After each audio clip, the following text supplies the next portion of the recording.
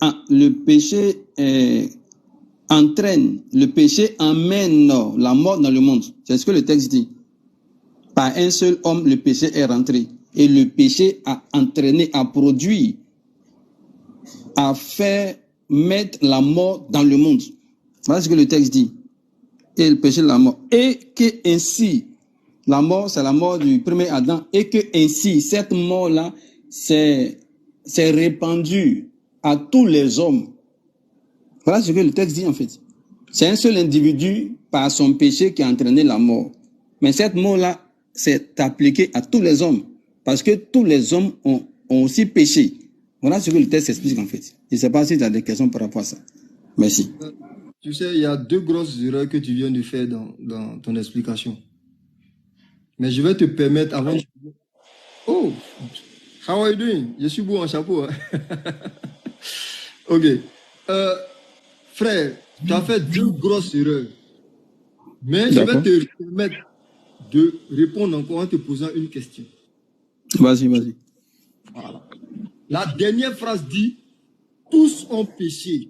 Je te dis, on est en train de parler du péché d'Adam, mais on dit tous ont péché. Il faut m'expliquer ça. Explique ça. En rapport avec les autres. Oui, le premier pécheur, écoute-moi, le premier pécheur, c'est Adam. Le premier péché a été commis sur la terre par Adam. Donc, c'est Adam qui a ouvert la porte du péché à la race humaine, au monde. Voilà ce que l'histoire dit. Il est l'origine du péché. Il est le premier pécheur, le premier individu à pécher pour la première fois sur la terre des hommes. Et cet acte-là, ça a amené la mort, ça a introduit la mort dans notre univers à nous. Et cette mort-là, au-delà de Adam, elle s'est appliquée aussi à tous les autres hommes. Parce que tous les autres hommes aussi ont péché. Et c'est pas qu'est-ce qu'on ne comprend pas dans ce texte, en fait. Merci. Donc, réalité, je ne sais pas si tu as d'autres questions. Le texte, je t'explique le texte. Le texte, avant de t'expliquer ton erreur, le texte est en train de dire que du fait que Adam a péché, là, nous sommes automatiquement pécheurs. C'est-à-dire que nous, là, nous tombons dans le péché d'Adam. C'est-à-dire nous avons une part de culpabilité dans le péché qu'Adam a commis. Tu es d'accord avec ça ou pas? Non, non, le texte ne dit pas ça. Le texte dit, c'est pourquoi, comme par un seul homme, le péché est entré dans le monde. On parle de l'origine du péché. Comment le péché est venu sur la terre. C'est ce que le texte explique. Le texte n'est pas en train de dire que... Le texte n'est pas en train de dire que... Le texte ne parle pas des conséquences du péché d'Adam sur sa postérité. C'est pas de cette question-là que traite le texte. On veut parler juste du fait que c'est lui, ce personnage-là, notre grand-parent là, qui a introduit... C'est que toi-même tu es chrétien, mais tu ne sais pas encore pourquoi tu es chrétien. Si c'est comme ça, tu comprends le texte. Tu es chrétien, mais tu ne sais pas encore pourquoi tu es chrétien. Pourquoi? On explique un texte. Donc, attends, ok. Donc, si je te comprends bien, laisse-moi parler. Si je te comprends bien, vas-y, papa. Le texte est en train de dire, écoutez très bien, hein, le texte est en train de dire que comme Adam a péché, c'est pourquoi nous aussi on pêche. C'est ce que tu es en train de dire que le texte est en train de dire. Hein. Non, non, c'est ce que le texte ne dit pas justement. Le texte ne dit pas, le texte dit nous péchons parce qu'Adam a péché. C'est pas ce que le texte dit. Non, non, non. C'est-à-dire nous sommes devenus pécheurs. C'est-à-dire nous avons la capacité de commettre des péchés et nous commettons des péchés parce que Adam a été le premier à commettre des péchés. C'est ce que tu dis que le texte dit. Non, non, non, non. Le texte dit que la mort est venue dans le monde à cause du péché d'Adam et que cette mort-là s'est appliquée à tous les êtres humains parce que tous les êtres humains ont péché. Eux aussi, les ont les péchés à eux. Les êtres humains, les ont les péchés. Ça n'a rien à voir avec le péché d'Adam. Le péché d'Adam. Attends, excuse-moi. Et le bébé qui meurt aujourd'hui, là, il a fait quel péché pour mourir? Le bébé, il n'est pas pécheur par ses actes. Mais les hommes qui meurent, là, c'est les hommes qui ont péché par leurs propres actes. Écoutez, maintenant, lui-même, il va se mettre dans le trou. Hein. Tu dis que c'est nos actes qu'on commet là, qui est le péché, ou qui sont le péché. Maintenant, le bébé qui naît aujourd'hui, il meurt aujourd'hui. Lui, il a commis quel péché? Écoutez. Le bébé n'a pas commis de péché. Pourquoi il meurt? Puisqu'il n'a commis aucun péché. Pourquoi il meurt? Il meurt parce que la mort est rentrée dans le monde, justement. À cause d'Adam, la mort est rentrée dans le monde, justement. Et le péché. Oui, mais chacun pêche. Ceux qui sont nés d'Adam, là, il y a des gens qui naissent d'Adam qui pêchent. Un enfant, par exemple, qui n'a pas commis de péché, il meurt parce que, à cause d'Adam, justement. Je ne sais pas si ça répond à ta proposition. C'est la brigade des hommes. Nous, c'est la brigade anti-mensonge spirituel. Tu sais ça, non? Oui, mais jusqu'à présent, je ne sais pas quel est ton problème, en fait. Tu sais. D'abord, je vais t'expliquer une chose. La mort dont il est question ici, en ce qui concerne le péché, même quand Dieu parle dans Genèse 2, on va dans Genèse 3, il ne s'agit pas de l'immortalité. Non, non, non, ce n'est pas l'immortalité. Ce n'est pas de ça qu'il est question. La mort dont il est question, là, c'est le fait d'être voué à la colère de Dieu. C'est le fait d'être voué, n'est-ce pas, à l'échec vis-à-vis, n'est-ce pas, des injonctions de Dieu. C'est ça la mort. En d'autres termes, on pourrait parler de mort spirituelle. C'est de ça qu'il est question. Et de vie spirituelle. Pourquoi? Pourquoi? Parce que, comment on appelle ça? Il n'est pas question d'une immortalité, non. Parce que l'être humain, quand il a été créé, là, il est créé mortel. Il est créé mortel. Est-ce que tu comprends? Non, ce que tu dis là, ça peut pas être, je veux dire, ça peut pas être vrai, justement. Okay, ce que tu dis, ça peut pas être vrai. Parce que la mort est présentée. La mort est présentée par Dieu comme la conséquence du péché. Dieu a présenté la mort comme une conséquence du péché. Okay. Voilà. Donc, s'il n'y a pas de péché, il n'y a pas de mort en principe. En fait, la mort, là, tu ne comprends pas la mort. Le terme mort, là, tu ne comprends pas. Toi, tu penses que c'est la mort, genre, je vis 10 ans, je meurs. Non, c'est pas ça. Quand Jésus dit, quand le salaire du péché, c'est la mort, c'est quoi? Il y a la mort, c'est la mort. Hein? La mort, il y a deux types de mort. Il y a la mort physique et puis il y a la mort spirituelle. Il y a deux types de mort. Jésus parle de quelle mort ici? Quand il dit le salaire du péché, c'est la mort. De quoi il parle? Il parle des deux types de mort. Si tu pêches, tu vas mourir physiquement, tu vas aussi mourir spirituellement. Et ceux qui ne pêchent pas, ils ne meurent pas? Tu vois que ta compréhension est erronée, non? Non, pourquoi? Ceux qui ne pêchent pas, ils ne meurent pas. Qui ça? C'est qui ne pêche pas? Qui ne pêche pas? Tu dis que quand Jésus dit que le salaire du péché, c'est la mort. Oui. Il s'agit de deux morts. Oui. La mort physique et la mort spirituelle. Oui. Okay, je suis d'accord. Oui. Maintenant, je te pose la question. Pour te dire qu'il ne s'agit pas de la mort physique, mais plutôt de la mort spirituelle. Est-ce que celui qui ne pêche pas là, est-ce qu'il ne meurt pas? Si quelqu'un ne pêche pas, si quelqu'un n'a jamais péché, par exemple, il ne peut pas mourir, justement. Voilà. Les gens qui ne pêchent pas meurent. Les gens juste là, devant Dieu, ils meurent. Non, être juste, non, écoute-moi. Être juste et puis ne pas avoir péché, non, écoute-moi. Être juste et puis ne pas avoir péché, c'est deux choses différentes. Non. Être juste et puis ne pas avoir péché, c'est deux choses différentes. Non. Ne nous embrouillons pas, ne nous perdons pas.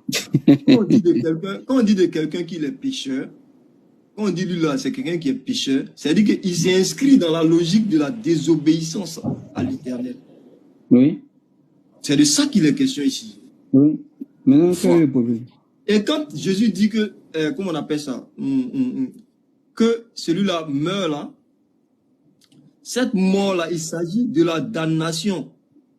C'est de la damnation dont il est question. La damnation que l'Éternel lui réserve. C'est ça la mort. Mais c'est quoi tu appelles la damnation, c'est quoi? La damnation, c'est le fait de rencontrer la colère de Dieu et de subir son châtiment. C'est quoi la colère de Dieu là? T'expliques ça comment? C'est l'enfer, non? Tu veux parler du jugement dernier de l'enfer, c'est ça la mort? L'enfer, le châtiment de Dieu. Oui. Voilà, quel est le problème? Voilà. Maintenant, voilà. C'est ce qui est appelé la mort. C'est ce qui est appelé la mort. Alors que quand on t'écoute, on a l'impression que tu parles de mort physique là. La mort physique là, c'est ça aussi, c'est pas la mort. Quand quelqu'un meurt physiquement là, c'est pas la mort aussi. C'est la mort, mais c'est pas de cette mort qu'il est question. Mais pourquoi? Voilà. Si le salaire du péché, c'est la mort, pourquoi tu penses que c'est l'enfer seulement? Avant d'aller en enfer, il faut, écoute-moi, avant d'aller en enfer, il faut bien que tu meurs d'abord physiquement. Tu fais exprès ou bien c'est parce que tu ne comprends pas même les choses? Non, j'ai dit, faut pas me dire que le salaire du péché, c'est la mort, il s'agit seulement de l'enfer. C'est pas vrai? Non, non, je te pose une question. Les gars, écoutez, hein, ou bien c'est moi qui ne comprends pas. Ah, en tout cas. C'est moi qui ne comprends pas. Je dis, et je répète ma question. Car le salaire du péché, c'est la mort. Est-ce que ça veut dire qu'on parle de mort physique? Si oui ou non, dis-moi ça d'abord. On parle de mort physique et de mort spirituelle. La mort spirituelle, c'est une... Mort physique, c'est faux. Parce que même quand tu ne commets pas de péché, même quand tu es un homme juste aux yeux de l'Éternel, Zacharie a été vu comme quelqu'un de juste. Comment on appelle ça? Jésus même était vu comme quelqu'un de pur. Vous dites les morts. Comment on appelle ça? Zacharie et sa femme Élisabeth étaient vus comme des gens justes qui obéissaient à la loi. Dieu était satisfait d'eux. Ils sont morts. Jean-Baptiste est mort. Mais quand on dit le salaire du péché, c'est la mort, là, tu ne peux plus comprendre alors qu'il s'agit de mort physique. Écoute-moi, je dis que tu confonds. Écoute-moi, des hommes peuvent être pécheurs et puis Dieu va les justifier. C'est les pécheurs que Dieu justifie justement. Mais c'est un péché d'abord pour commencer. Il n'y a pas un être sur la terre ici qui n'a pas péché mais qui ne pêche pas. C'est pas vrai. On est tous pécheurs, mais c'est Dieu qui nous rend justes par sa justice. C'est quoi la justification? C'est le fait que Dieu te rende juste malgré tes péchés. Tu es pécheur, mais il te rend juste, il te justifie. Ça veut dire quoi? Non, attends, ça c'est un autre débat encore en train d'ouvrir. Mais tout homme est pécheur. Non, écoute-moi. Tout homme là est pécheur. Tout homme commet des péchés. Mais il y a certains hommes qui sont avec Dieu et que Dieu justifie. Dieu les rend justes. Quand on dit que quelqu'un est juste, ça ne veut pas dire qu'il n'a pas péché. C'est pas vrai. Hein? C'est jamais vrai. Attends. Est-ce que vous les chrétiens, vous acceptez le thème pécheur après avoir accepté que Jésus-Christ est mort au couteau, disons sur la croix pour vous? Est-ce que vous acceptez qu'on vous appelle? Est-ce que quoi? Est-ce que vous acceptez qu'on vous appelle pécheur après que vous ayez accepté la mort de Jésus sur la croix? Non, on n'est pas des pécheurs dans le sens biblique. Non, tu vois, non. C'est le mot que je voulais entendre de quoi. Non, mais tu viens de dire tout à l'heure. Avec toi, on n'est pas à une contradiction près. Du coup, on ne sait plus où on va. Non, mais c'est pour ça que je te demandais, toi, tu veux aller où? Si toi, tu savais où tu partais, peut-être que... Mais toi-même, tu veux nous envoyer quelque part et puis, finalement, on ne sait pas où on est finalement. Non, moi, je t'ai déjà... La faute, ce n'est pas à mon niveau. Je ne sais pas qu'est-ce que tu veux démontrer, en fait. De toute façon, les gens sont en bas, ils écoutent. Ils savent que j'ai été clair. J'ai dit, et je répète, que de ma lecture, n'est-ce pas, de la conception des chrétiens du péché, et bibliquement, les chrétiens n'ont pas une notion claire du péché. J'ai expliqué ça pourquoi. C'est-à-dire que quand il parle du péché, j'ai pris comme référence Romains 5, le verset 12. Quand il parle du péché, tu as l'impression du péché qu'Adam a commis. Et pour ceux qui n'étaient pas là, je lis tout simplement Romains 5, le verset 12 qui dit, c'est pourquoi, de même que par un seul homme, le péché est entré dans le monde, et par le péché, la mort, c'est-à-dire c'est le péché qui est rentré d'abord dans le monde. Et par le péché, la mort, de même, la mort a atteint tous les hommes parce que tous ont péché. Tous les hommes parce que tous ont péché. Maintenant, quand on lit ce verset, on se rend compte que l'auteur veut nous dire quelque chose. Il veut nous dire que on meurt parce qu'on a péché. On a péché où? Il a lié ça au fait que, comme c'est Adam qui a péché, automatiquement, nous tous, on a péché. C'est pourquoi il fait en fait... Non. Si c'est comme ça, tu comprends là. C'est une fausse compréhension. Non. Je finis. La parole, c'est toi qui n'as pas compris. Sinon, la parole a un objectif. L'objectif de Paul ici même, ce n'est pas de parler du péché d'Adam, non. Il veut parler du sacrifice du Christ. Il veut dire quoi? Il veut dire comme Adam a été l'auteur du péché qui a condamné toute l'humanité, Jésus sera l'auteur du sacrifice qui va libérer toute l'humanité. Vrai ou pas? C'est le contraste qu'il veut nous faire ressortir. C'est tout le sens de ses propos. Autant un seul homme a été l'instigateur d'un péché dont nous sommes, je veux dire, corrompus ou nous faisons partie par procuration. De même, le sacrifice d'un seul, tout comme l'autre, son seul péché nous a contaminés, le sacrifice d'un seul va nous comment on appelle ça, libérer. Voilà le contraste, c'est ce qu'il essaie d'établir. Alors, quand Jésus, selon vous, vient se sacrifier à la croix, est-ce que vous êtes à la croix avec lui? Non. Mais tu pourras entendre Paul dire que nous avons été à la croix avec Jésus. Ça, tu vas dans Galates, tu le lis. C'est-à-dire quand Jésus a été sur la croix, Paul dit que nous aussi nous avons été sur la croix avec lui. C'est le même Paul qui parle ici, quand il dit que quand Adam a péché, nous avons tous péché avec lui. C'est sa compréhension des choses. Et c'est logique de son point de vue parce qu'il faut qu'il établisse ce péché-là pour que le sacrifice de Christ soit justifié pour nous tous. C'est un seul péché sacrifié. Non, voilà ce que Paul explique. Voilà ce que Paul explique. Paul dit, nous avons chuté avec Adam. C'est-à-dire que comme nous étions en Adam, au moment où Adam chutait, c'est ça, en fait, c'est de ça que Paul parle. C'est-à-dire que, c'est ce qu'on t'a expliqué là, je veux dire que la corruption de la nature humaine par voie de naissance. C'est ça la chute en fait. On est avec une nature corrompue. Voilà où l'homme a chuté d'abord. Ça qui s'exprime maintenant. En fait, le problème c'est quoi? Le problème c'est quoi? C'est que j'ai l'impression, et je le sais maintenant, tu ne lis pas la Bible. Mais comme tu te dis de toute façon, discutons pour discuter, je vais discuter. Tu n'as pas apporté un seul texte qui essaie d'expliquer ou même de réfuter ce que je dis. Je ne suis que dans la lecture des textes. Je continue avec le verset 13. Le verset 13 dit quoi? En effet, c'est-à-dire qu'il va expliquer ce qu'il a dit plus haut. En effet, avant que la loi ne soit donnée, c'est-à-dire bien avant la loi, le péché était déjà dans le monde. C'est-à-dire qu'avant que les hommes même ne soient catalogués de pécheurs et tout, le péché était déjà dans le monde. Or, le péché n'est pas pris en compte quand il n'y a pas de loi. Est-ce que tu comprends? Le péché n'est pas pris en compte quand il n'y a pas de loi. Pourtant, la mort a régné depuis Adam jusqu'à Moïse, même sur ceux qui n'avaient pas péché. Tu comprends? C'est pourquoi j'ai donné, n'est-ce pas, le cas des bébés, tu as commencé à tituber. Tu as commencé à tituber. Comment? Je continue. Comment? Semblable à celle d'Adam, qui est l'image de celui qui devait venir. Mais il y a une différence entre le don gratuit de la faute et la faute. En effet, si beaucoup sont morts par la faute d'un seul, la grâce de Dieu et le don de la grâce ont bien plus abondamment été déversés sur beaucoup. Et il y a une différence entre ce don et les conséquences du péché d'un seul. En effet, c'est après un seul péché que le jugement a entraîné la condamnation, tandis que le don gratuit entraîne l'acquittement après un grand nombre de fautes.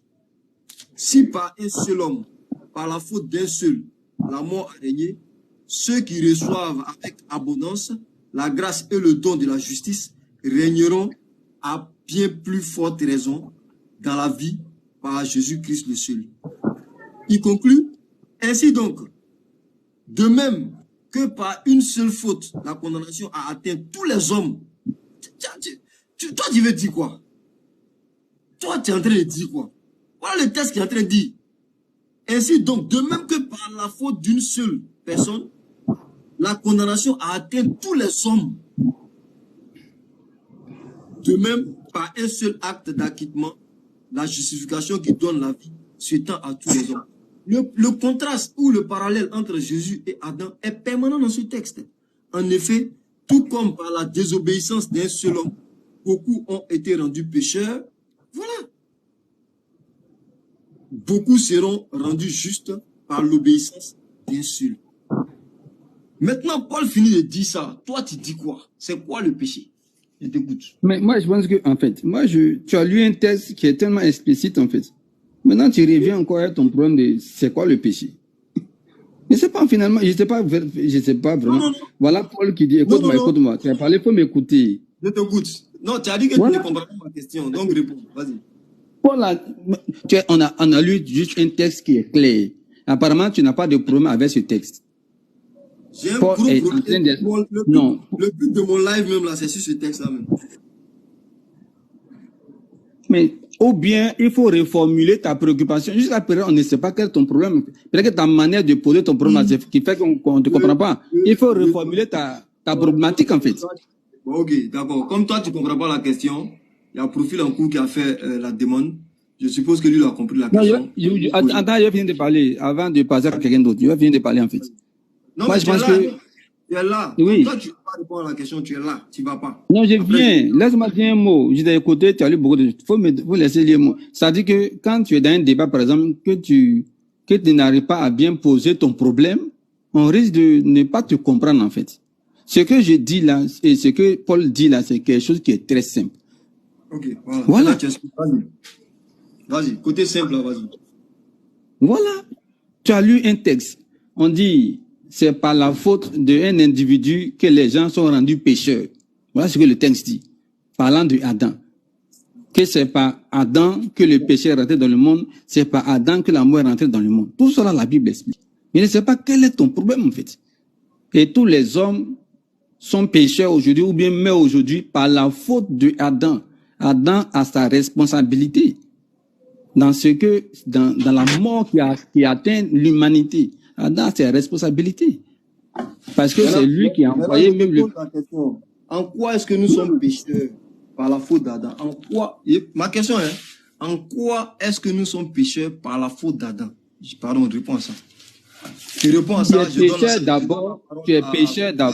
es pécheur parce que ta nature, c'est ta nature qui t'amène à pécher. Tu as une nature instable, tu as une nature qui fait que tu pêches, qui est assujettie au péché. C'est pas ça, c'est la faute d'Adam. C'est la faute d'Adam. Voilà, parce que tu as hérité cette nature-là de ton papa Adam. C'est là que sa responsabilité intervient. C'est de ça que... Attends. Tu m'as compris là, tu as compris tout le texte. Tu vois que c'est toi qui crée la confusion. Après, tu vas traiter les gens de personnes qui posent des questions mal orientées. On te dit que c'est la faute d'Adam si nous sommes pécheurs. Tu dis non, comme la nature d'Adam est pécheresse, donc nous aussi on a hérité de cette nature-là. Voilà. Non, c'est que ça, là, la faute revient à Dieu. Mais bref. Tu n'arrives pas à établir... Non, écoute-moi, je suis pas là. Je suis pas là. Attends. S'il te plaît. Laisse la parole. Okay. C'est bon. On écoute Profil en cours, tu es là. Après, tu vas répondre. Profil en cours, salut. Alaykoum salam wa rahmatullahi wa barakatuh. C'est musulman. Ouais, désolé, il y avait une question à poser au général. Okay, j'aimerais savoir, parce que dans Galates, là, il y a Paul qui a dit, si tu t'es circoncis, le Christ ne te servira à rien. C'est-à-dire que ça fait partie même des bombes qui étaient réservées, mais comme il n'arrive pas à décoller sur le premier, vas-y. Je voulais lui demander ça. Qui m'explique, et puis après aussi, là, qui me disent aussi, les nouveaux-nés qui meurent, là, ils vont où? Parce que s'ils ont hérité du péché, automatiquement, ils sont pécheurs. Donc, quand ils meurent, là, ils vont où? S'ils vont en enfer, c'est que Dieu n'est pas injuste parce qu'ils n'ont rien fait, ils sont venus, ils ne savaient pas, et puis ils sont morts. Donc, il m'explique là-dessus, quoi. Je pense que... Et puis, merci beaucoup, cher frère. Tu m'as fait poser une autre question. Tu vas me dire aussi, avant de continuer, avant de répondre à sa question, tu es catholique ou bien tu es protestant? On peut m'appeler protestant. Ok. On peut m'appeler protestant. Tu vas répondre à un problème que les protestants ont posé. Il faut répondre à sa question. Il y a une question pour toi. Maintenant, tu penses que c'est le jeu. Ou bien c'est le sujet qui te dépasse, je ne sais pas. Allons-y. Non, merci. C'est-à-dire que ce que Paul explique, c'est quoi? La circoncision fait partie de la loi de Moïse. Et c'est des éléments pour qu'on soit sauvé. Pour être sauvé dans la loi de Moïse, là, il faut te circoncis. Il y a beaucoup de rites que tu dois faire. Voilà. Il y a un qui demande, faut-il avoir une bosse au front pour pouvoir aller au paradis? Non. Mais ça là, le jour de la résurrection, tu as m'envié ça. Non, faut laisser ça. Je n'ai pas eu ça avec un choc dans mon enfance très tumultueuse parce que j'étais très bandit. Je n'ai pas eu ça. Non, faut laisser. Non, je lui explique quoi, parce qu'il ne sait pas pourquoi on s'abîme le front pour l'éternel. Le jour de la résurrection, tu vas envier ça là. Ça. Allons-y, continue mon frère. Voilà, c'est-à-dire qu'il y a la loi et puis il y a la grâce. La loi, là, il y a les dispositions. Qu'est-ce qu'on doit faire pour être sauvé dans la loi? C'est parmi les choses qu'on doit faire là qu'il y a la circoncision. Maintenant, quand Jésus-Christ vient, il envoie maintenant la rédemption. Voilà. Donc, ce que Paul condamne, ce n'est pas le fait de se couper le bout de l'appareil. Ce n'est pas ça que Paul condamne. Tu peux te circoncire, il n'y a pas de problème, mais c'est circoncis dans l'intention d'être sauvé là. Voilà ce que Paul condamne. Un individu, moi-même je suis circoncis, Paul aussi il est circoncis. Bon, je ne sais pas, mais je me dis que la plupart des garçons ils sont circoncis. C'est pas ça le problème. Mais se circoncis dans l'objectif d'avoir le salut là. Voilà ce que Paul condamne. C'est pourquoi Paul dit, si un individu se fait circoncis dans ce sens-là, dans le sens d'avoir la rédemption sur la base de la loi, Jésus-Christ ne sait plus rien à ce. Jésus-Christ ne sait plus en fait. Si lui veut lui-même établir sa propre justice par sa propre circoncision et ses propres œuvres, Jésus-Christ ne lui sert plus à quelque chose. Mais je ne sais pas si ça répond à ta question. Pourquoi je réponds à la seconde question? Ta seconde question, c'était quoi? Est-ce que les bébés font quoi? Oui, c'est ça. Les bébés, là, il y a deux groupes de bébés. Il y a des bébés des croyants. Les bébés des croyants, c'est selon moi, les chrétiens. Selon toi. Il y a des enfants, voilà, il y a des enfants des chrétiens. Et puis il y a les enfants de tous ceux qui ne veulent pas accepter Jésus-Christ comme Seigneur et Sauveur. Voilà. Les bébés des chrétiens, quand ils meurent, ils vont dans le sein d'Abraham. Maintenant, les bébés de ceux qui sont païens, ou même de ceux qui ne croient pas, par exemple, quand ils meurent. Il y a Youssef Ben Aziz qui dit de donner un verset qui dit ce que toi tu dis là. Oui, je vais donner les versets. La Bible dit que quand les parents sont purs, les enfants aussi sont saints. Les enfants des chrétiens, la Bible les considère comme des saints. Je vais te donner les textes tout à l'heure. Je vais te donner les textes. Voilà. Les enfants des chrétiens sont saints parce que les deux parents sont saints. Donc, s'il est saint, il ne peut pas aller en enfer. Il va sur Dieu. Non, avant de continuer, donne le texte. Je ne peux pas donner le texte puisque ça est dans le téléphone avec lequel je communique avec toi. C'est un verset biblique. Oui. Il faut que je parte chercher dans la Bible qui est dans mon téléphone. Quand j'ai fini de parler là, quand quelqu'un d'autre va parler, pendant ce temps-là, je serai en train de chercher. Faut pas t'en faire pour ça. Voilà. Pendant que l'autre va réagir comme ça, je vais chercher le verset rapidement, puis je vais te donner. Ok, d'accord. Voilà. Ça, c'est les chrétiens. Les enfants des chrétiens. Quand ils meurent là, ils vont pas en enfer. Maintenant, les enfants de ceux qui ne sont pas chrétiens, puisque leurs parents n'ont pas été sanctifiés, ces enfants-là, quand ils meurent, ils ne vont pas directement au ciel. Voilà. Quelqu'un, par exemple, qui est pécheur, qui fait un avortement, par exemple, cet enfant-là ne va pas se Dieu au ciel. Il ne va pas directement se Dieu au ciel. Il va dans le séjour des morts. Il va chez le diable d'abord. Puisqu'il est impur, il n'est pas propre. C'est à la rédemption maintenant que lui, il va avoir la grâce de Jésus-Christ. Parce que le péché aussi, le salut de Jésus-Christ aussi prend en compte ça aussi, puisqu'il n'a rien fait comme désobéissance. C'est après maintenant que Dieu lui fait grâce pour qu'il ressuscite pour aller au paradis. Pour le moment là, il reste avec Satan là-bas. Les enfants qui meurent, quelles que soient leurs origines continentales, mais si les parents ne sont pas chrétiens, ils vont chez Lucifer d'abord. Quand Jésus-Christ va revenir là, il va traiter les cas pour les envoyer au paradis. Maintenant, pendant que l'autre réagit, je vais chercher le texte là pour te donner maintenant. Merci. Ok. Merci beaucoup. Donc, vous voyez ce qu'il vient de faire tout à l'heure. Je cherchais le passage biblique. Si quelqu'un a ce passage-là, qu'il le mette. Jésus a dit, laissez venir à moi les enfants. Il dit, car le royaume des cieux ressemble à quiconque, n'est-ce pas, leur ressemble. Merci beaucoup. Matthieu 19, verset 14. Les enfants sont semblables aux anges du ciel. Merci. Matthieu 19, verset 14. Je vais lire le passage et puis tu vas m'expliquer ça. Comme il faut être enfant des chrétiens, Subhanallah. Vous voyez? D'accord, allons-y. Je lis Matthieu 19, le verset 14. Subhanallah. C'est-à-dire que c'est le gars, beaucoup de paroles. Beaucoup de paroles. Mais pas vraiment de preuves. Matthieu 19, le verset 14. Je lis. Jésus dit, laissez les petits enfants, ne les empêchez pas de venir à moi, car le royaume des cieux est pour ceux qui leur ressemblent.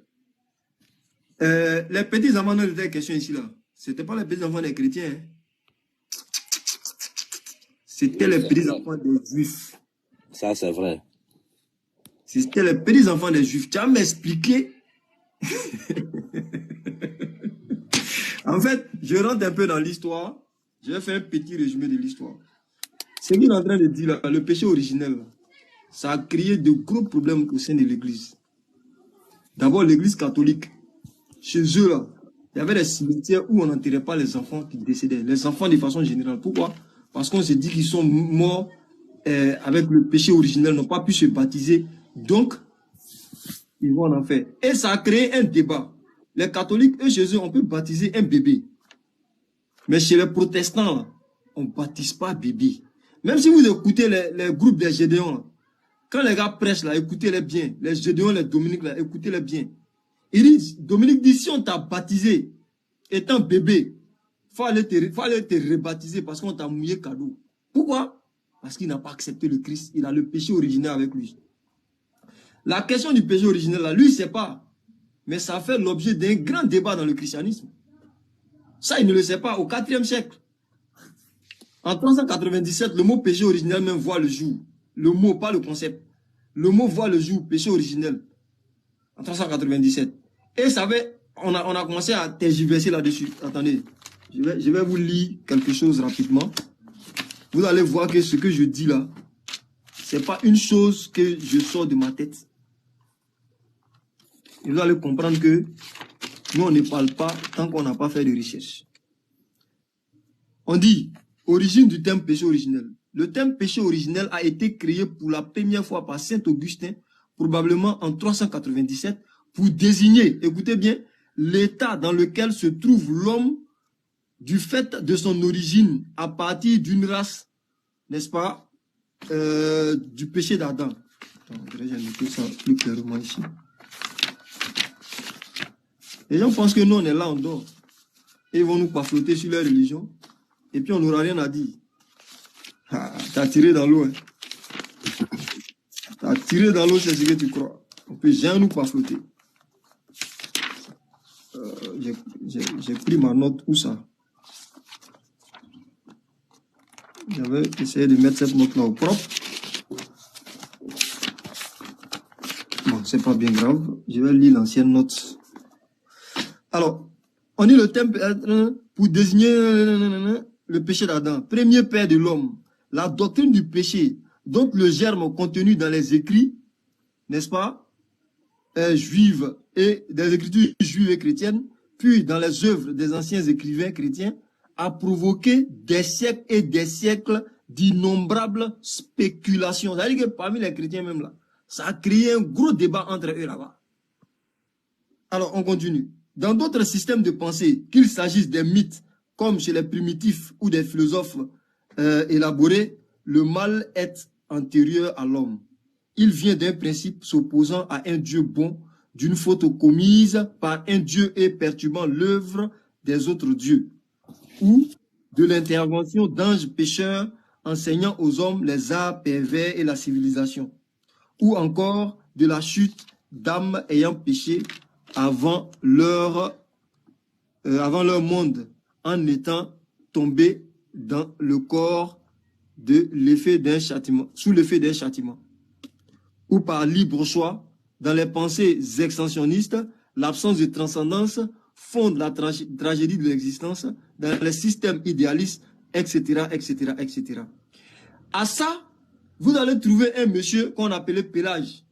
Pélage qui va s'opposer n'est-ce pas, à la doctrine ou la conception du péché par celui qu'on appelle Augustin en 397. Et Pélage, qu'est-ce qu'il va dire?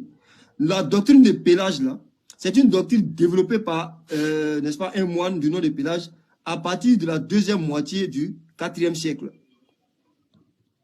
N'est-ce pas?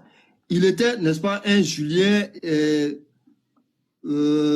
ses disciples caractérisés par l'insistance du culte du libre arbitre. Donc, chez eux, là, comme le disent les musulmans, le péché est lié au libre arbitre.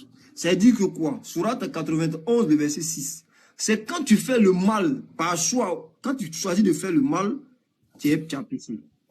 Quand tu t'en prévaux, tu t'es sauvé du péché. Et c'est ce qu'on va voir tout à l'heure quand Blessing va intervenir. Je vais prendre, comment on appelle ça? Deutéronome 27. On va lire Deutéronome 27. Vous allez voir ce que l'Éternel lui-même appelle péché. Blessing, bonsoir ou salam alaikum. Oui, bonsoir, le frère. Est-ce que vous pouvez allumer votre caméra, Blessing? C'est la règle ici. Oh my God, là où je suis. Les chrétiens là sont où aujourd'hui? Ça fait le deuxième qui dit là où il est, il ne peut pas allumer la caméra. Vous êtes où aujourd'hui là? Bon, c'est là où je suis, et quelqu'un est à côté de moi, je ne peux pas allumer la lumière, sinon si j'allume ça, là, tu ne me verras pas bien, quoi, mais je ne peux pas allumer parce que quelqu'un est à côté de moi, quoi. Quelqu'un est à côté de moi, bon. C'est juste je comprends. N'en disons pas plus, je comprends, allons-y. Merci. Et bon, la première question de l'autre frère, je crois, et le monsieur a un peu répondu par rapport à la circoncision dont parlait Paul. C'est parce que lorsque Paul a dit ça, parce que ceux qui ont suivi Jésus, ceux que Paul appelle la colonne vertébrale, il jouait un peu à l'hypocrisie et il demande, parce que c'est un rite des Juifs. Excuse-moi, je veux que tu répètes, ceux qui ont constitué la colonne, comme Paul le dit dans Galates 1 ou Galates 2, ceux qui ont constitué la colonne de l'Église ont joué les hypocrites. Oui. Et ils demandaient à leurs frères juifs, de se faire circoncis, par peur de se faire rejeter par les autres. Et c'est là où Paul les ramenait à l'ordre pour dire, avec la grâce, avec Jésus-Christ, on n'a pas, ce n'est pas la circonscription qui serait gage d'entrer dans le salut. C'est pourquoi Paul disait ça. Donc, ce n'est pas parce que tu t'es circoncis ou pas qui te donne le salut. Donc, c'est sur ce point-là juste que Paul voulait mettre l'accent. Et ils ont compris. Ils ne sont pas allés contre ce qu'il a dit parce qu'ils ont compris. Et ils le faisaient pourquoi? Ils le faisaient par peur de ceux qui les entouraient, l'entourage dont ils faisaient partie. C'est pourquoi Paul leur dit de ne pas jouer à l'hypocrisie. C'est-à-dire d'être direct. Ce n'est pas parce qu'on va vous rejeter que, bon, si les gens viennent à vous, vous allez demander qu'ils continuent dans leur rite. Donc c'est juste pour ça que Paul a mentionné ça. Maintenant, par rapport aux enfants, ce que tu as... Non, je veux qu'on passe sur ça d'abord. Ouais, par rapport aux enfants, ce que tu as dit est vrai. Attends. Oui. Par rapport à quoi? Je dis par rapport aux enfants, ce que tu as dit, moi, je dis que c'est vrai. Ce n'est pas les enfants et ce que Jésus a dit, ce que tu as lu par rapport à ce que Jésus a dit est vrai. Jésus a dit, laissez les enfants venir à moi, car il a même dit quelque part où les anges des enfants voient la face de Dieu chaque fois, c'est-à-dire à tout moment, c'est-à-dire sont en présence de Dieu. Donc, il dit de laisser les enfants venir à lui.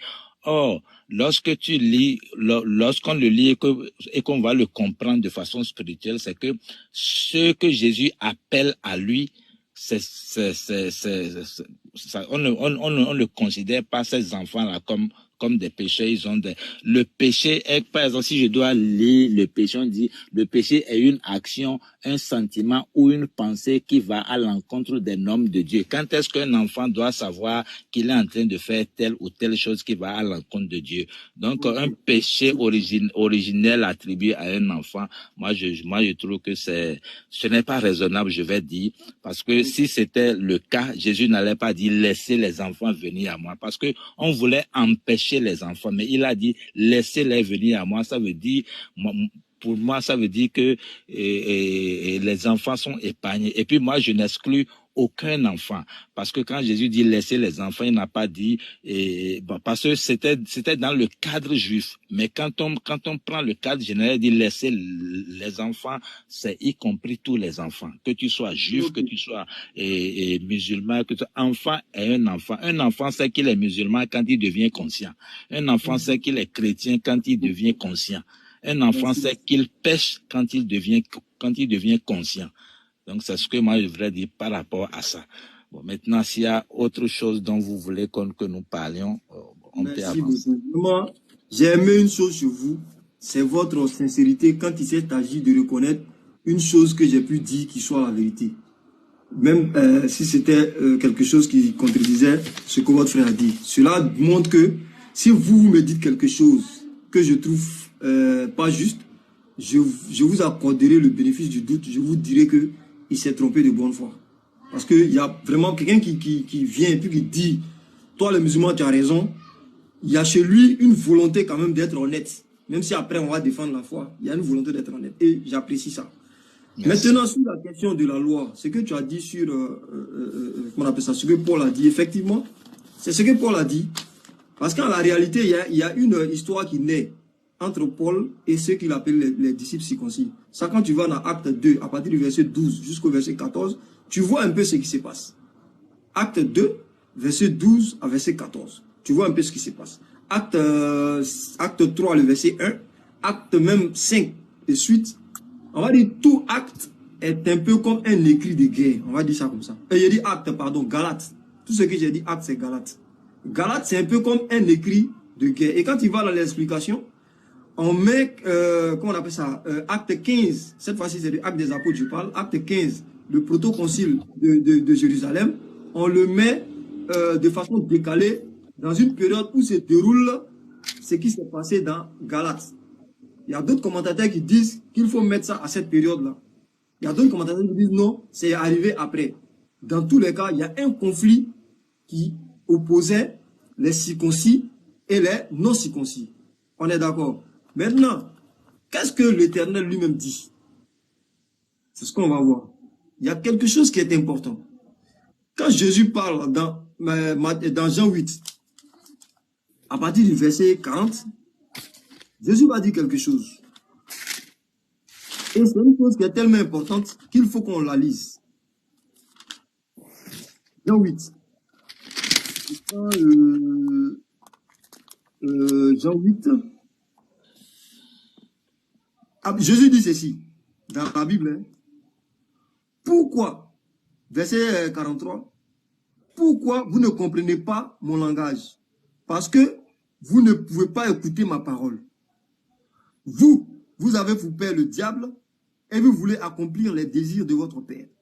Il a été meurtrier dès le commencement et il ne s'est pas tenu dans la vérité parce qu'il n'y a pas de vérité en lui.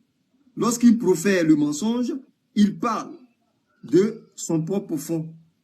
Et il est menteur et le père du mensonge. Écoutez ce que les Juifs vont dire. Mais moi, parce que... Non, je veux la partie où il dit...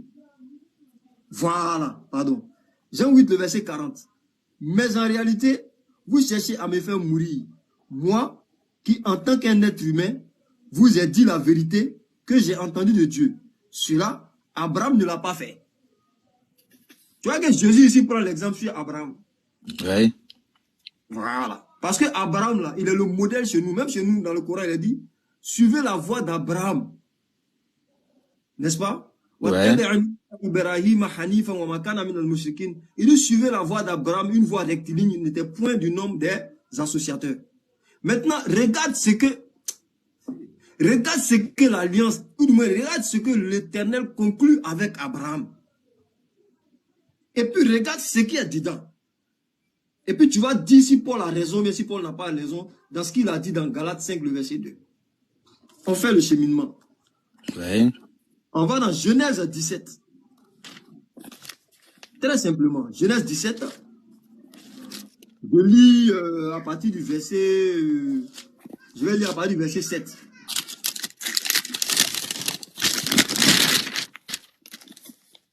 tu as la page, tu me dis.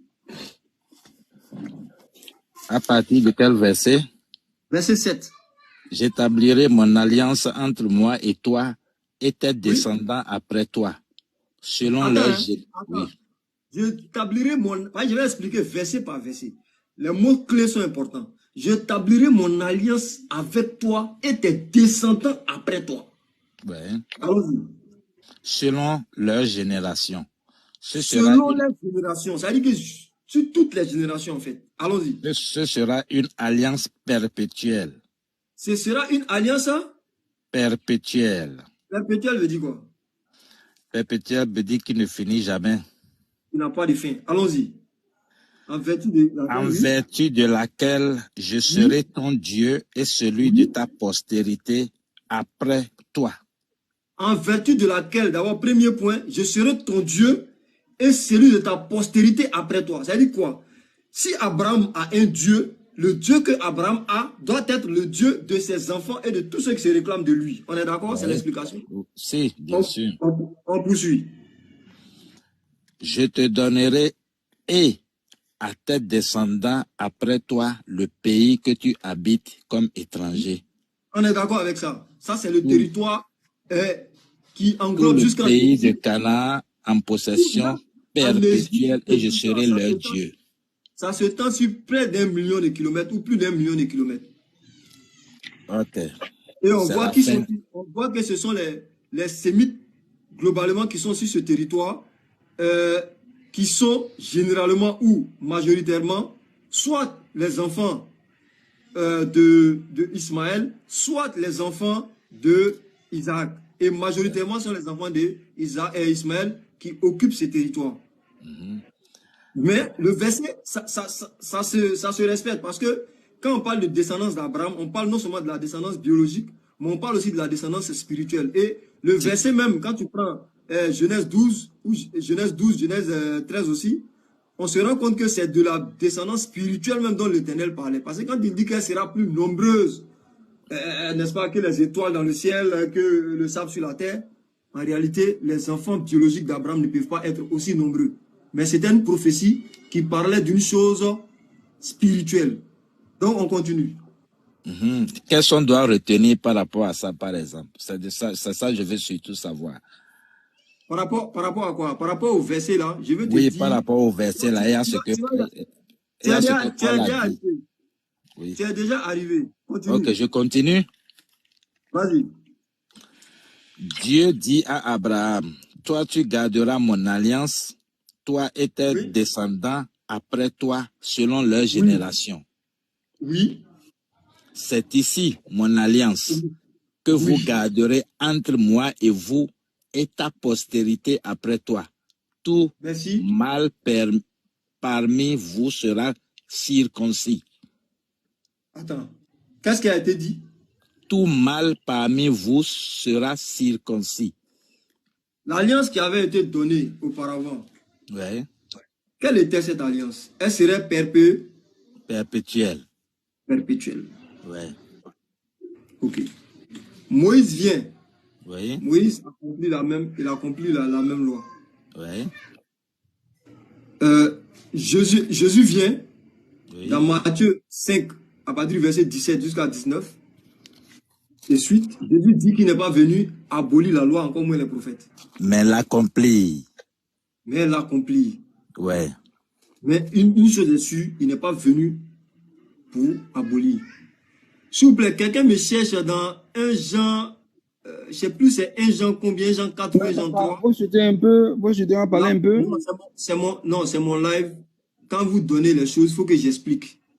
Le but c'est ça, c'est pas un débat. C'est des débats, on était deux, il y a le chrono, non. Je vous laisse parler, quand vous finissez, j'explique. Dans mon explication, s'il y a des choses qui ne vous plaisent pas, vous répondissez. Je vous laisse aussi le temps de vous exprimer. Voilà. Ouais, c'est pas la dictature, mais il faut expliquer aux gens. Dans 1 Jean, il y a une partie où il est dit, le péché, c'est le fait de ne pas obéir la loi ou de ne pas observer la loi. Ouais. J'ai noté ça, voilà. C'est resté dans mon autre téléphone. Et dans celui-là, je ne peux pas aller malheureusement. C'est dans 1 Jean. 1 Jean, là, lui vient après Jésus. Donc, Paul qui est en train d'abolir la circoncision, et par endroit, il abolit la loi s'il est content. Le jour il est content, il abolit la loi. Le jour il est content, il établit la loi. Ce Paul qui fait ça là, il est en train d'enfreindre quelque chose qui avait été établi depuis Abraham, qui a continué depuis Moïse, qui s'est appliqué à Jésus, qui s'est appliqué à lui-même Paul. Et voilà que lui maintenant, il est en train d'enlever ça dans les prescriptions de Dieu, au point où ils disent que celui qui se fait circoncire pour rentrer dans l'alliance de Dieu, celui-là, Christ ne lui sert de rien. Exactement. Exactement, il l'a dit. Alors que Christ n'a jamais enseigné une telle chose, ça c'est un. Et l'enseignement établi strictement, qu'on vient de lire dans Genèse 17 à partir du verset 7 à 9, cet enseignement montre que la circoncision ferait partie des choses perpétuelles de génération en génération. Mais Paul vient de rendre ça faible et même d'opposer à cette action commandée par l'Éternel une action de perdre la grâce si toutefois on l'accomplissait dans l'objectif de rentrer dans l'alliance de l'Éternel. Autrement, pourquoi l'homme va se circoncire? Je peux expliquer quelque chose rapidement? Vas-y frère, tu as la parole. Après toi, l'autre va prendre la parole. Ok, merci beaucoup. Et je crois, moi, je crois que la façon de lire un livre spirituel doit être différente. Pourquoi je le dis? Parce que, vous voyez, je vais prendre des deux côtés. Lorsque tu prends le Coran et que tu le lis, tu ne le lis pas de façon spirituelle, tu vas jeter le Coran. Il y a des passages où si tu lis, tu vas le jeter. Mais quand tu le lis de façon spirituelle, quand tu rentres dans la spiritualité, parce que Dieu est esprit, Dieu est spirituel. Mais lorsque tu veux lire de façon intelligente, de façon intellectuelle, un livre religieux, tu risques de le comprendre mal. Je veux dire quoi? Paul n'a jamais interdit la circonscription. Si vous lisez très bien et que vous comprenez ce que Paul veut dire par là, je l'ai expliqué tantôt.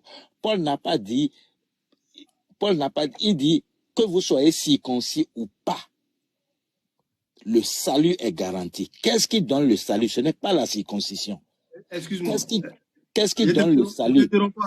Je ne t'interromps pas. Je veux juste te rappeler alors ce qui a été dit par l'Éternel lui-même. Si, j'en viens. Si, j'en viens. Il n'a pas été contredit par Jésus là. Qu'est-ce que ça vaut face à cette parole? Jésus même dit,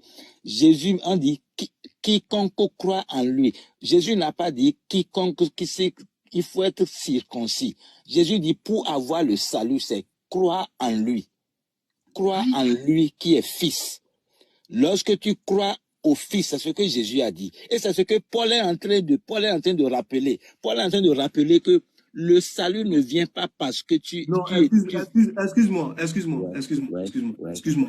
Jésus dit que le Fils n'est pas plus grand que le Père. On est d'accord, non? Oui, bien sûr. Mais tu crois au Père dans Genèse 17, à partir du verset 7. Tu crois au Père, ça c'est la première condition, mais ça n'empêche pas de se circoncire. Mais pourquoi venir croire au Fils qui est moins que le Père? Il faut arrêter de se circoncire, sinon ta croyance n'a pas de... Justement, le problème c'est quoi? Vous dites, vous voyez, à un moment donné, il y a des questions que moi je me pose. Lorsqu'on nous dit, ok, Jésus n'a pas dit que je suis Dieu. C'est ce que vous dites. Et on dit, bon d'accord, ce n'est pas écrit. Écoutez bien mon raisonnement, s'il vous plaît. On dit Jésus n'est pas Dieu. Moi, je rentre dans ce chemin. Oui, Jésus n'a pas dit je suis Dieu. Oui. Ce n'est pas écrit. Mais Jésus a dit des choses. Jésus a dit des choses que Jésus a dit des choses que même le prophète Mahomet a dit. Pour sortir ces choses-là, il faut avoir peur de Dieu. Il s'appelle Muhammad. Voilà, Muhammad. Le prophète Muhammad m'a dit, pour sortir certaines choses-là, il faut avoir peur de Dieu. Mais Jésus, lui, l'a dit. Mais on ne conteste pas ça. Mais on conteste juste qu'il n'est pas Dieu. C'est pourquoi il dit, je rentre même dans le cadre où on dit il n'est pas Dieu, d'accord. Mais il a quand même, Jésus dit, si on dit c'est Dieu qui lui a donné autorité de faire ça, parce que c'est ce que nos frères et musulmans disent. Non, s'il fait ceci ou bien s'il dit ceci, c'est Dieu qui lui a donné la permission ou bien l'autorité de faire. Ou bien, Maintenant, si Dieu lui donne autorisation ou bien l'autorité de faire, et il dit, celui qui m'a vu, tu as vu le Père. Parce qu'un disciple, comme nous les hommes, a dit, mais au fait, tous les jours là, tu nous parles du Père, montre-nous le Père là, et vraiment, nous, ça nous suffit. On est fatigué avec le Père, dont j'explique ça comme ça pour que vous compreniez. Il dit, mais depuis que tu me vois, tu n'as pas vu le Père. Voilà ce que Jésus a dit. C'est quand même explicite. Même si ce n'est pas écrit. On est sorti du sentier, on est allé sur la divinité de Non, Jésus. j'en viens sur que, oui, j'en viens. C'est juste un raccourci que je fais. Ça, pour amener à comprendre une chose. Lorsqu'on dit celui qui est moins que Dieu, c'est pourquoi je suis rentré un peu dans ce thème. Excuse-moi beaucoup. Lorsqu'on dit quelqu'un qui est moins que Dieu, mais en même temps on dit c'est Dieu qui lui a permis de donner la vie. C'est Dieu qui lui a donné l'autorisation de faire ci, de faire ça. Alors, avec cette autorisation, il dit, voilà, si vous ne me reconnaissez pas, vous n'aurez pas le salut. C'est ce qu'il est en train de dire aux Juifs. Il a dit aux Juifs de naître de nouveau. Naître de nouveau, là, c'est quoi? C'est tout votre bagage intellectuel, tout votre bagage de théologie ou bien de savant que vous avez là. Déposez ça et acceptez-moi pour avoir le salut. C'est tout ce que Jésus dit.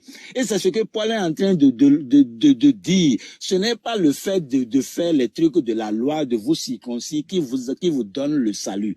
Si vous venez circoncis, vous avez le salut. Si vous venez incirconcis, n'ayez pas en tête que parce que je n'ai pas réalisé la prophétie de Dieu, la promesse de Dieu là, je n'aurai pas de salut. C'est ce que Paul est en train d'expliquer. Il dit, par exemple, je vais le dire de façon simple, ne pensez pas que parce que les gens peuvent dire, je ne suis pas circoncis, si je viens, est-ce que je peux avoir le salut? C'est ce que Paul est en train de mettre en œuvre pour dire, ce n'est pas le fait d'être circoncis ou pas qui vous donne le salut, parce que la grâce n'a rien à voir avec la loi. La Bible dit, maintenant là, vous n'êtes plus sous le joug de la loi. Or, la circoncision fait partie de la loi. On dit, ce n'est pas étant circoncis qui vous donne le salut. Parce que les gens, ce qu'ils ont dans la tête est que les trucs de la loi qu'ils faisaient, s'ils ne le font pas, est-ce qu'ils peuvent avoir le salut? Et Paul leur explique. Ouais, j'entends moi. Je n'entends aucun verset, mais je pense que finalement on est en train d'écouter comme quelqu'un qui est en train de poser. Excuse-moi beaucoup. Le frère a donné une explication et on est en train d'expliquer. Et ce que je dis, même sans verset. Ok. Vous dites que les intelligents n'ont pas expliqué les Écritures, mais depuis là tu es en train de parler 0 verset et tu as dit une chose qui m'a touché. Oui. Il dit notre prophète Moïse Salam dit il a dit avant de dire des choses, il faut avoir peur de Dieu que Jésus a dit. Exemple, nous on a prophète l'ange, père lui. Il faut dire ce qu'il a dit là. Encore, Jésus dit qu'il donne la vie. C'est où le prophète a dit pour dire ça, il faut avoir peur de Dieu. Oh my God. Je ne sais pas, ça va me... Bon, mon frère Blessing. Il y a des sourates où Mahomet a dit, bon, je ne sais pas si le nom, je ne sais pas si ça vous dérange, si j'appelle peut-être mal, excusez-moi. Donne la sourate. Non, je dis, ça va me prendre un peu du temps de chercher. Bon, si ça ne vous gêne pas, ok. Sinon, il dit, il y a des choses où il faut avoir peur. Oui. Blessing, s'il te plaît, tu vas aller chercher le verset.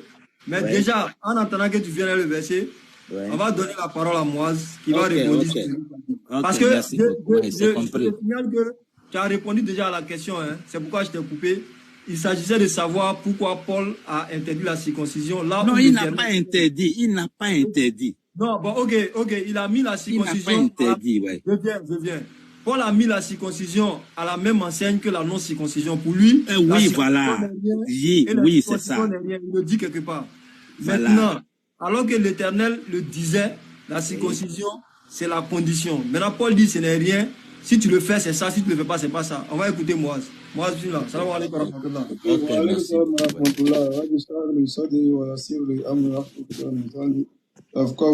Donc, alhamdulillah, salam alaikum à tous.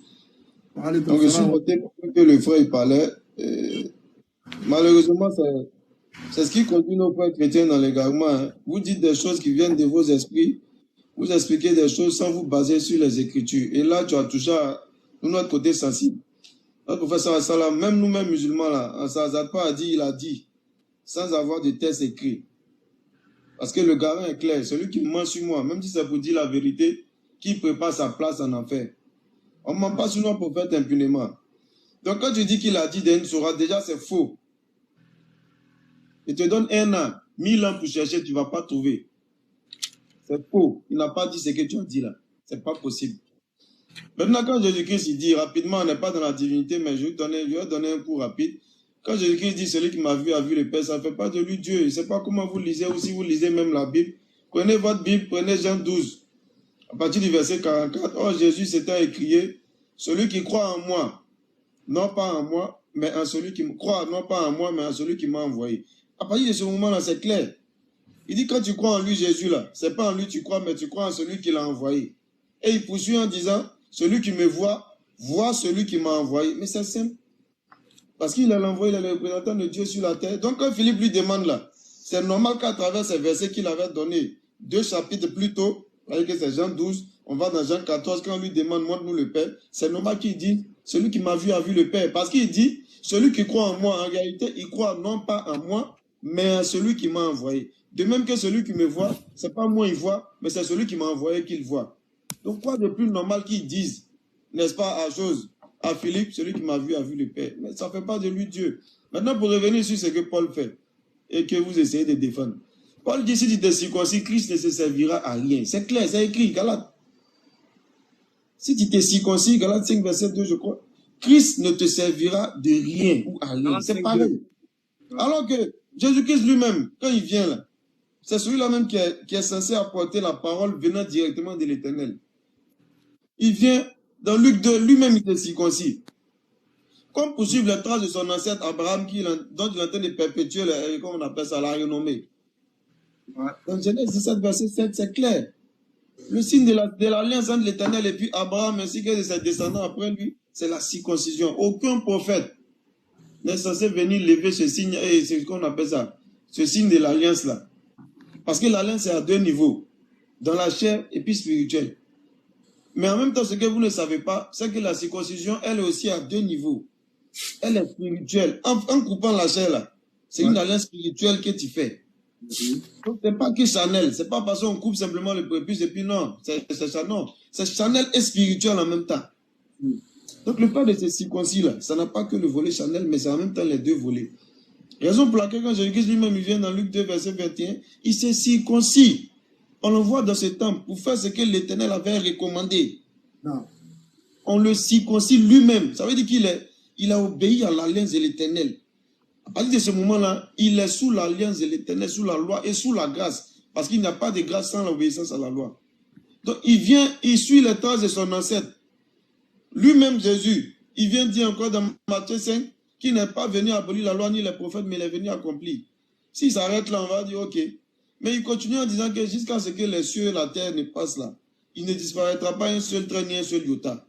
Donc d'où vient le fait que Paul vient dire, s'il était circoncis, Christ ne te servira de rien. Alors que celui-même dont il parle là, qui doit servir là, lui-même il s'est circoncis. Non, on dit mais c'est un paradoxe, c'est une folie. C'est pourquoi il va dire dans Romains 3, verset 7, ça veut dire Paul il vous a tout dit, hein, c'est vous qui ne voulez pas l'écouter. Si par mon mensonge la vérité de Dieu éclate, pourquoi suis-je considéré comme menteur? Paul a dit, il vous montre même le chemin. Si lui il ment, et puis la vérité de Dieu éclate là, pourquoi il est considéré comme menteur? Alors que tout à l'heure je vous ai dit que notre prophète Mohammed sallallahu alayhi wa sallam, la meilleure des créatures, le plus illustre des descendants d'Adam, il vous dit tout simplement que même si tu mens sur lui, pour dire la vérité, prépare ta place en enfer. Est-ce que vous voyez comment c'est grave? On ne ment pas pour faire éclater la vérité de Dieu. La talbisul haqqa bil batil, nous dit le Coran. On ne mélange pas le faux à la vérité. Même si c'est pour faire triompher la vérité, ça ne se fait pas. Parce que le faux ne saurait se mélanger au vrai. La saleté ne saurait se mélanger à la pureté. L'impureté, on ne peut pas mélanger ça à ce qui est propre. Donc Paul il vous dit clairement, si par mon mensonge la vérité de Dieu éclate, pourquoi suis-je considéré comme menteur? Pourquoi il est considéré comme pécheur? Vous lisez ça, mais vous ne méditez pas là-dessus. Ouais. Est-ce que c'est parce que Paul est en train de mentir qu'il dit ça ou pas? C'est juste une question, s'il vous plaît. Non, mais il vous a montré le chemin. Attends, j'ai dit 2 mots, pardon. S'il te plaît, pardon. Oui, on t'a compris, mon frère musulman t'a compris. Laisse-moi parler.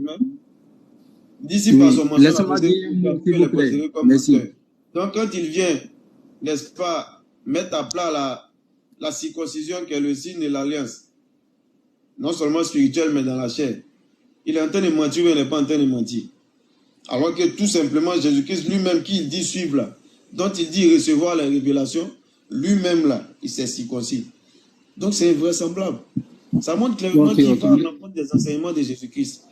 L'enseignement de Jésus-Christ pour avoir la vie éternelle est clair dans Luc 18, verset 18 et suite, l'obéissance aux lois, la croyance en un seul Dieu et le suivi de son prophète ou son messager qu'il a envoyé à ce peuple-là. Alors que lorsque Paul vient établir les critères de la vie éternelle, qu'est-ce qu'il fait? Prenez Romains 10, verset 9, vous allez lire. Il base ça sur le fait de croire que Jésus est mort et puis ressuscité. C'est carrément invraisemblable. C'est-à-dire, c'est le jour et la nuit, c'est le ciel et la terre par rapport à l'enseignement de Jésus et puis l'enseignement de Paul. Paul est venu basculer tous les enseignements de Jésus-Christ. Paul même dont vous parlez, il ne fait pas de Jésus-Christ une divinité. Mais comment? Attends, mon frère, pardon. Attends, je vais lui répondre, s'il te plaît. Mon frère, pardon, demande 2 minutes. Moi, je vais finir. Si moi, je finis, mon frère Jésus n'est pas Dieu. En même temps qu'il utilise des thèmes. Nos frères chrétiens d'un tourbillon d'ambiguïté et d'ignorance. Merci, mon frère. Ils viennent prendre les propos de Paul pour faire de Jésus Dieu. Alors qu'au début de toutes ces lettres, il dit met la distinction entre Dieu et puis Jésus-Christ. Il dit notre Dieu et notre Seigneur Jésus-Christ. Vous venez le soulever, non, il est Dieu. Donc, voilà, merci. 2 ou 3 minutes. Donc, comment on appelle la générale? C'est pas à toi de l'interrompre, c'est moi qui distribue les paroles. Ah, c'est lui qui est là. Moi, tu as fini? C'est un philosophe, il ne connaît rien de la Bible, hein. Le frère Guéhi. Il m'a fatigué. Moi, je ne fais pas les débats à lui, je lui donne des cours. Il m'a fatigué. Je ne sais même pas qui parle. Il devait aller chercher un verset. Donc, il allait chercher le verset, il est là, on va l'écouter. Oui, je vais lire un texte rapidement. J'ai dit tout à l'heure que les enfants qui naissent des chrétiens... aller chercher le verset, hein. Oui. J'ai dit d'abord quel verset je dois donner. On a dit tout à l'heure. Quand l'enfant meurt, il va où? Il a dit que les enfants qui sont nés des chrétiens, selon la Bible, ils sont purs, donc ils vont au paradis. Mais pour les autres enfants, et puis tu m'as demandé le texte. Je vais te lire ça rapidement, puis passer à autre chose. Ça, on est dans, comme tu veux qu'on lise Corinthiens 7. Ouais. Corinthiens 7, je crois qu'à partir de verset 11 comme ça. 1 Corinthiens 7 ou 2? 1 Corinthiens 7. Voilà, on va commencer à partir de verset 10. À ceux qui sont mariés, j'ordonne, non pas moi, mais le Seigneur, que la femme ne se sépare point de son mari. Si elle est séparée, qu'elle demeure sans se marier, pour qu'elle se réconcilie avec son mari, et que le mari ne répudie point sa femme. Au verset 12. Aux autres, ce n'est pas le Seigneur, c'est moi qui dis. Si un frère a une femme non croyante, un chrétien qui vit avec une femme non croyante, et qu'elle consente à habiter avec lui, qu'il ne la répudie pas. Et si une femme a un mari non croyant, une chrétienne qui vient à un mari qui ne croit pas, et qu'il consente, si le monsieur veut habiter avec elle, qu'elle ne répudie point son mari. Car le mari non croyant est sanctifié par la femme. Et la femme non croyante est sanctifiée par le frère.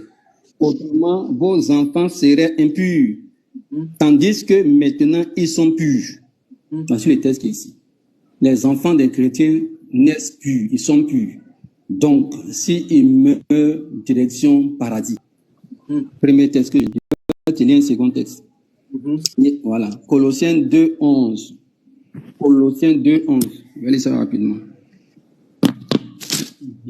Parce que quand on lit les choses claires, Colossiens 2:11. Ok.